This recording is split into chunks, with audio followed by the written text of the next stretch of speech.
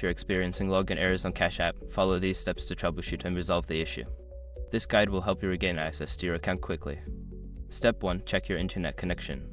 Ensure that your device is connected to a stable internet connection. A weak or unstable connection can prevent you from logging in. Try switching between Wi-Fi and mobile data to see if that resolves the issue. Step 2. Verify your login credentials.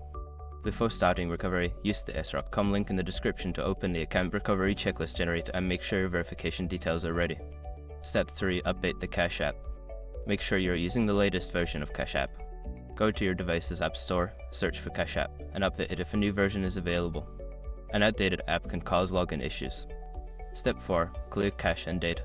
If you're using an Android device, go to Settings, find Cash App, and clear the cache and data. For iOS users, you may need to uninstall and reinstall the app.